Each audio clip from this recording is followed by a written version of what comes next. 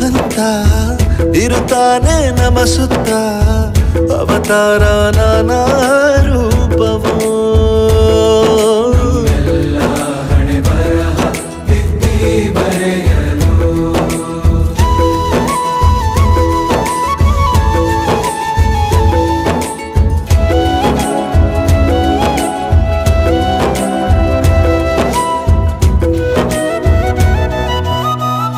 ಬಾಳಲ್ಲಿ ಲೆಕ್ಕ